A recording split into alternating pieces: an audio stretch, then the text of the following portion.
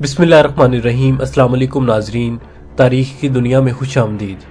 नाज़रीन, जैसा कि आप जानते हैं कि सोवियत यूनियन को शिकस्त देने के बाद अमेरिका दुनिया की इकलौती सुपर पावर बन गया और सुपर पावर की हैसियत हासिल करने के बाद अमेरिका को रोकने वाला कोई भी नहीं था। अमेरिका अपनी मनमानियां करता गया और जब अमेरिका का दिल किया, अमेरिका ने इसराइल को और अपने यूरोपीय इत्तेहादियों को खुश करने के लिए मुसलमान ममालिक पर पाबंदियां लगा दी।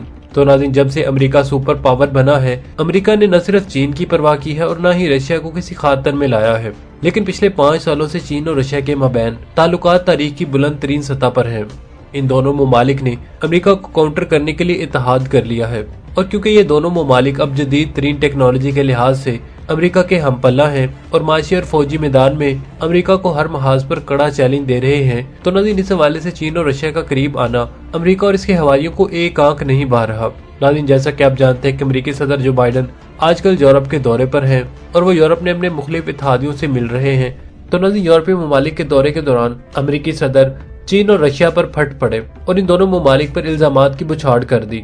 यहाँ तक कि अमेरिका ने रशिया को धमकी मेज लहजे में मुखातिब करके कहा है कि रूस किसी गलत फहमी में न रहे और अमेरिका और इसके इत्तेहादियों को यानी यूरोप को कमजोर न समझे। दूसरी तरफ चीन को भी आड़े हाथों लेते हुए अमेरिकी सदर ने कहा कि चीन दुनिया में अमेरिकी मफादात के खिलाफ काम कर रहा है और वो ममालिक जिन पर अमेरिका ने पाबंदियां आयद कर रखी हैं, चीन अमेरिकी पाबंदियों की परवाह किए बगैर उन ममालिक से तिजारत भी कर रहा है और उनसे दिफाई मुआहदे भी किए जा रहे हैं। तो नाज़रीन, इन दोनों ममालिक को अमेरिकी सदर की जानिब से धमकी मेज लहजे में वार्न किया गया है कि ये दोनों ममालिक अमेरिकी पाबंदियों के खिलाफ जाना बंद कर दें। तो नाज़रीन, अमेरिकी सदर जो बाइडन की जानिब से दिए गए इन सख्त बयानात के बाद रूसी सदर व्लादिमीर पुतिन का भी बयान सामने आ गया है। व्लादिमीर पुतिन ने एक बैनुल अक़वामी जरीदे को इंटरव्यू देते हुए कहा कि रूस अपने मफादात के तहफ़्फ़ुज़ के लिए दुनिया के दीगर ममालिक के साथ ताल्लुकात को बढ़ाता रहेगा। अमेरिका इल्जामात लगाने का आदी है। अमेरिका ने हमेशा रूस पर इल्जामात ही लगाए हैं, लेकिन क्या ये लोग इतनी औकात रखते हैं कि जब ये इल्जामात लगाते हैं तो इनको चाहिए कि उसके सबूत भी फराहम किया करें। तो नाज़रीन, व्लादिमीर पुतिन ने अमेरिकी सदर को तनकीद का निशाना बनाते हुए ये तक कह दिया कि रूस अमेरिका को ना तो सुपर पावर मानता है और ना ही अमेरिकी धमकियों से कोई खौफजदा होता है। हमें अपने मफादात के लिए जहाँ तक जाना होगा हम जाएंगे। हम जनूबी एशिया में वो ममालिक जो माजी में अमेरिका की पाबंदियों का शिकार रहे हैं और जिन गरीब ममालिक पर अमेरिका ने जुल्म और तशद्दुद किया है, रशिया उन ममालिक के साथ हमेशा खड़ा रहेगा। तो नाज़रीन, जैसा कि आप जानते हैं कि जनूबी एशिया में अफगानिस्तान, पाकिस्तान और ईरान 3 ऐसे ममालिक हैं जिन पर अमेरिका ने हमेशा माशी और फौजी पाबंदियां लगाई रखी हैं और इन ममालिक को हमेशा तंग ही करता रहा है। तो नाज़रीन, रूस के सदर व्लादिमीर पुतिन के इस बयान को पूरी दुनिया में डिस्कस किया जा रहा है और अमेरिका के इत्तेहादी इसे अमेरिका के खिलाफ बगावत कह रहे हैं। नाज़रीन, इसके अलावा यहाँ पर आपको ये भी बताते चले, नाज़रीन 9 जुलाई 1961 को सोवियत यूनियन के लोग तुशिनो एयरफील्ड पर इकट्ठा थे।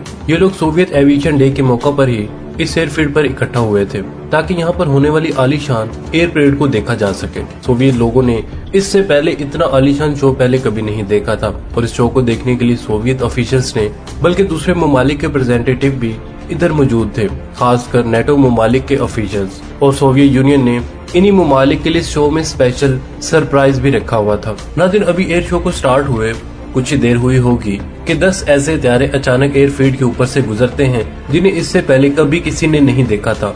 ये स्ट्रेंज किस्म के त्यारे थे जिनकी शेप एरोडायनामिक थी और इसके स्वेप्ट विंग थे जो कि फाइटर जेट से मुशाबत रखते थे, लेकिन ये मिस्टीरियस प्लेन किसी भी फाइटर जेट से 3 गुना बड़े थे। नाज़रीन, सोवियत अवाम तो इन त्यारों को देखकर शाउटिंग करने लग गई और इंजॉय करने लग गई, लेकिन वेस्ट से आए हुए मेहमान इन त्यारों को देखकर थोड़ा परेशान नजर आ रहे थे और इस नई सोवियत मशीन के स्केच और नोट्स बनाने लगे ताकि वापस जाकर अपनी गवर्नमेंट को इन त्यारों के बारे में बता सके। नाज़रीन, ये पहला मौका था जब सोवियत यूनियन ने अपना सबसे पहला सुपरसोनिक बॉम्बर दुनिया के सामने पेश कर दिया था, जो कि टुपोलेव Tu-22 एयरक्राफ्ट था। नाज़रीन, Andrei Tupolev one of the most prominent Soviet aircraft engineer था जिसने सोवियत यूनियन के लिए 100 से ज्यादा एयरक्राफ्ट डिजाइन किए थे, जिनमें से कुछ ने 78 वर्ल्ड रिकॉर्ड सेट किए थे। एंड्रो टुपोलेव की फेमस क्रिएशन इनका 30s का दुनिया का सबसे बड़ा एयरप्लेन AN-20 था। इन्होंने पहला सोवियत कमर्शियल जेट Tu-104 भी बनाया। इन्होंने सोवियत कॉनकॉर्ड बनाया, Tu-144 बनाया, Tu-16 बनाया, दुनिया के बेहतरीन और माने ताने बॉम्बर Tu-95 बनाया और सोवियत यूनियन का पहला सुपरसोनिक बॉम्बर Tu-22 बनाया। लेकिन अपनी तमाम इन्हीं अचीवमेंट्स में टोपलोव ने अपने इसी गैर मामूली त्यारे Tu-22 को खुद ही सबसे बदकिस्मत तख्लीक कहा है। नाज़रीन, बहुत सारी चीजों में बेहतरीन होने के बावजूद ये बॉम्बर काफी तनकीद का निशाना रहा। त्यारे का मकसद सोवियत यूनियन के दुश्मन को खौफजदा करना था। इस त्यारे को मुख्तलिफ किस्म के नाम दिए जाते रहे, जैसा कि पहले नेटो ने इसे बुलशॉट का नाम दिया, जो कि नामुनासिब समझा गया। फिर इसे ब्यूटी का नाम दिया गया, जो कि ज्यादा कम्प्लीमेंट्री था। फिर इसे ब्लाइंडर का नाम दिया गया। सोवियत पायलट्स ने इसके मुख्तलिफ निकनेम रखे हुए थे, जैसे कि इसकी शेप को देखते हुए इसे रिकर का नाम दिया हुआ था। अपने ही पायलट्स को मारने की वजह से इसे मैन ईटर का नाम दिया गया। इसी तरह एरर प्लेन, डिफेंडो क्राफ्ट। लेकिन इन सब में जो सबसे ज्यादा फेमस हुआ वो था सुपरसोनिक बूज कैरियर। नाज़रीन, प्लेन 105 टोपलोव Tu-22 की कहानी को कोल्ड वार के शुरुआती सालों से ही शुरू हो गई थी। सोवियत यूनियन ने अपना न्यूक्लियर बम बिल्ट और टेस्ट कर लिया था, लेकिन अगर इस बम को दुश्मन के टेरिटरीज में फेंक ही न सके तो ऐसे न्यूक्लियर बम का कोई फायदा नहीं था। अमेरिका के पास तो अपने न्यूक्लियर बम डिलीवर करने के लिए B-52 जैसे बॉम्बर तैयार थे, जो कि बैनुल बरआज़मी फ्लाइट भी ले सकते थे और दूर दराज इलाकों में न्यूक्लियर बम डिलीवर कर सकते थे। लेकिन सोवियत यूनियन के पास उस वक्त ऐसा कोई रिलायबल न्यूक्लियर बम कैरियर नहीं था जो अमेरिका को थ्रेट कर सके। न सिर्फ अमेरिका को बल्कि यूरोप को भी टारगेट नहीं किया जा सकता था। नाज़रीन, सोवियत यूनियन के पास सिर्फ एक ही बॉम्बर था, जो कि पुराना Tu-4 था, जो कि अमेरिका की ही B-29 की कॉपी था। ये बॉम्बर कम रेंज की वजह से ऐसा कोई टास्क पूरा नहीं कर सकता था। इन मसलों के हल के तौर पर सोवियत यूनियन ने Tu-16 मीडियम बॉम्बर बनाया, जिसकी सीरियल प्रोडक्शन 1954 में शुरू हुई। ये एक अच्छा और रिलायबल एयरक्राफ्ट था, जो कि आगे चलकर सोवियत यूनियन की बैकबोन साबित हुआ। लेकिन इस त्यारे ने भी मसले का हल पूरी तरह नहीं निकाला था।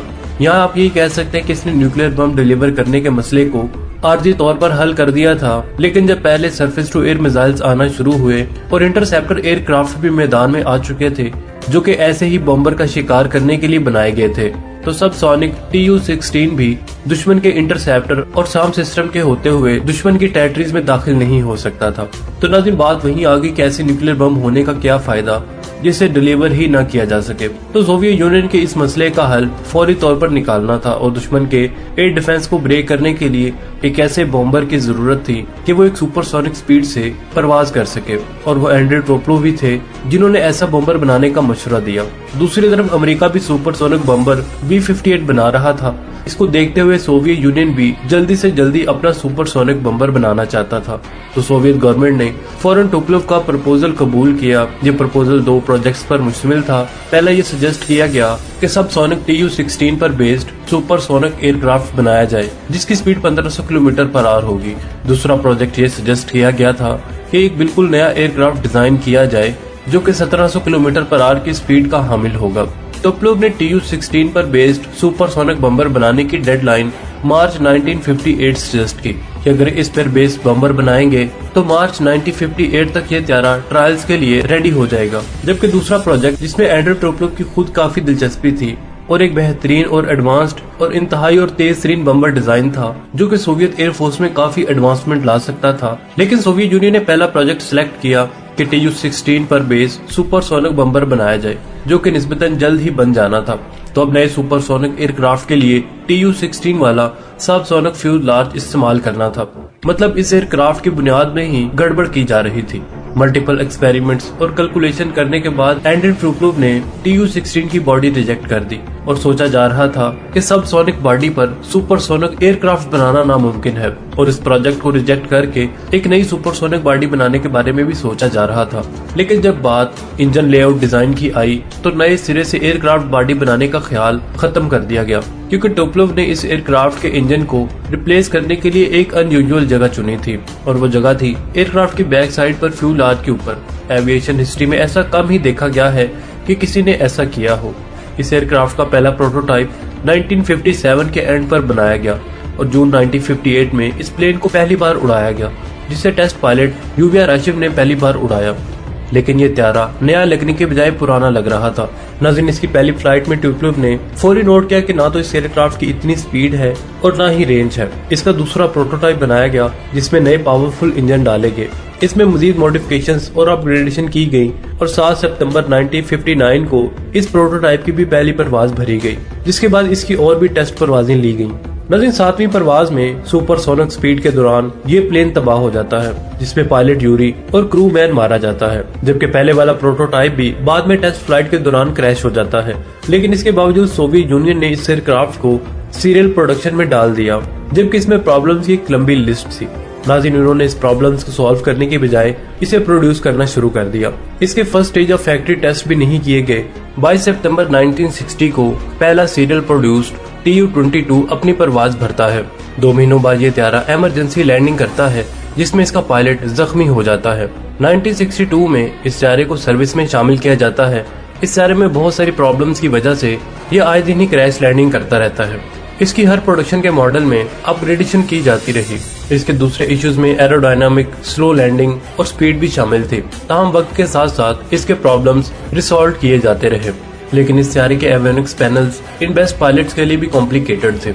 आधे से ज्यादा क्राइसिस की वजह इसका कॉम्प्लिकेटेड सिस्टम ही रहा है, क्योंकि जहां इसके एवियोनिक्स पैनल्स कॉम्प्लिकेटेड थे, वहीं इस त्यारे का कॉकपिट भी यूनिक था, जो कि डिफरेंट लीवर और हैंडल से इक्विप्ड था, जो कि पायलट को कंफ्यूज कर देता था और एक्सीडेंट की वजह बनता था। नाज़रीन, इस एयरक्राफ्ट का कॉकपिट ही सबसे बड़ा मसला था। ये कॉकपिट बहुत जल्द ही ओवरहीटेड हो जाता था और इस मसले से निपटने के लिए सोवियत यूनियन के इंजीनियर्स ने क्रू के लिए ब्लीड एयर सिस्टम रखा था, जो कि इंजन कंप्रेसर से हवा लेता था। लेकिन नाज़रीन, ये हवा गर्म थी, इसे कॉकपिट में पंप करने से पहले ठंडा करना पड़ता था और इसे ठंडा करने के लिए बड़ा एवेपोरेटर प्रोवाइड किया गया। नाज़रीन, कॉकपिट से पायलट के लिए विजिबिलिटी भी बहुत पुअर थी। इस प्रॉब्लम को सॉल्व करने के लिए पायलट की सीट ही थोड़ी लेफ्ट में खिसका दी गई, क्योंकि सामने का व्यू बल्क हेड की वजह से ब्लॉक हो जाता था। नाज़रीन, यही चीज लैंडिंग के वक्त भी ज्यादा मसाइल खड़ा करती थी, क्योंकि लैंडिंग के वक्त रनवे बिल्कुल ब्लॉक हो जाता था। इसलिए इनएक्सपीरियंस पायलट को इस त्यारे को उड़ाने की इजाजत ही नहीं थी, जो कि क्रैश का बायस बन रहा था। नाज़रीन, इस एयरक्राफ्ट का एक और डेडली फीचर इसकी इजेक्शन सीट थी, जो कि नीचे की तरफ खुलती थी। आपने जितने भी एयरक्राफ्ट की इजेक्शन सीट्स देखी हैं, वो ऊपर की तरफ जाती हैं, लेकिन ये नीचे की तरफ थी, जिसका मतलब है कि अगर लो एल्टीट्यूड पर इजेक्ट करना पड़ जाए तो इजेक्शन की सूरत में भी पायलट की मौत ही होती है। अगर पायलट इजेक्ट ना करे तो शायद कुछ चांस हो इसके बचने के, वरना 350 मीटर की ऊंचाई पर इस त्यारे से पायलट की इजेक्शन पक्की मौत साबित होती थी। नाज़रीन, 60s में सोवियत यूनियन की दिलचस्पी बैलिस्टिक मिसाइल में बढ़ने लगी, क्योंकि न्यूक्लियर वारहेड डिलीवर करने के लिए लॉन्ग रेंज बम्बर बेहतरीन ऑप्शन था और इस चीज ने TU-22 की प्रोडक्शन खतरे में डाल दी थी। और ऐसा ही हुआ। 1969 में TU-22 की प्रोडक्शन रोक दी गई और टोटल 311 ही एयरक्राफ्ट बनाए गए, जिनमें से 70 एक्सीडेंट में लॉस्ट हो गए और TU-22 सोवियत एयरफोर्स का हाईएस्ट एक्सीडेंट रेट वाला एयरक्राफ्ट बन गया। नाज़रीन, दुश्मन के लिए ये एयरक्राफ्ट एक थ्रेट क्या बनता, अपने ही पायलट्स के लिए ये खतरा बन चुका था। यही वजह थी, कोई इसे एरर प्लेन कहता था, कोई इसे डिफेक्टो क्राफ्ट कहता था और कोई इसे वोडका ट्रक कहता था। इसकी प्रोडक्शन तो बंद हो चुकी थी, ताहम ये सर्विस में लंबे अरसे तक शामिल रहा और वक्त के साथ साथ इसके कई मेजर फ्लॉस भी किए जाते रहे, जिनमें से एक पायलट के लिए इस एयरक्राफ्ट को समझना इंतहाई मुश्किल था। सिर्फ माहिर पायलट्स ही इस एयरक्राफ्ट को उड़ा सकते थे, तो नाज़रीन एक्चुअली इसे कोई ऑपरेट करना भी नहीं चाहता था। लेकिन नाज़रीन, इस मसले को सोवियत एयरफोर्स ने इस तरह हल किया कि पायलट्स की ट्रेनिंग के लिए ट्रेनर वर्जन बनाया, जिस पर पहले पायलट को ट्रेन किया जाता था। फिर इसके कई इम्प्रूव्ड वेरिएंट्स बनाए गए, कुछ इलेक्ट्रॉनिक वारफेयर के लिए, कुछ रिकॉनेसेंस के लिए, कुछ बॉम्बिंग के लिए और कुछ सोवियत यूनियन के जदीद और खतरनाक मिसाइल से लैस किए गए थे। लेकिन इन सब में जो सबसे मुनफरिद और खतरनाक वेरिएंट था, वो था TU-22N, जो कि वेरिएबल स्विफ्ट विंग एयरक्राफ्ट था। ये एयरक्राफ्ट काफी कामयाब और खतरनाक हुआ, जो कि अब भी सर्विस में शामिल है। TU-22 की अगर स्पेक्स की बात की जाए तो इसकी क्रू की तादाद 3 है, जो कि पायलट, नेविगेटर और वेपन ऑफिसर है। इसकी मैक्सिमम स्पीड 1.4 मार्क तक है। इसकी रेंज 4900 किलोमीटर है और सर्विस सीलिंग 43,000 तक है। आर्मामेंट के तौर पर इसमें R-23 गन, जो कि टेल टैरेट के तौर पर है, TH-22 मिसाइल कैरी कर सकता है, जो कि long range thermonuclear warhead missile है और 12,000 की कैपेसिटी के ये बॉम्ब कैरी कर सकता है। और नाज़रीन, अगर इसके ऑपरेशनल हिस्ट्री की बात की जाए तो सोवियत यूनियन ने इस त्यारे का कॉम्बैट यूज इसके इंट्रोडक्शन के 26 साल बाद किया, वो भी पाकिस्तान के बॉर्डर के नजदीक और पाकिस्तानी F-16 त्यारों से बचने के लिए। सोवियत यूनियन का अफगानिस्तान से निकलना भी एक मसला बन चुका था। अफगानिस्तान से विड्रॉल के वक्त TU-22 के ब्लेंडर E वेरिएंट को हायर किया गया था, जो कि इलेक्ट्रॉनिक जैमर एयरक्राफ्ट था। इसको टास्क दिया गया था कि सोवियत के विड्राज रूट को महफूज बनाया जाए। खासकर इसे TU-22 M3 बॉम्बर्स के साथ कवर देने के लिए अटैच किया गया था, जो कि पाकिस्तानी बॉर्डर के नजदीक एयरफील्ड से ऑपरेट होता था।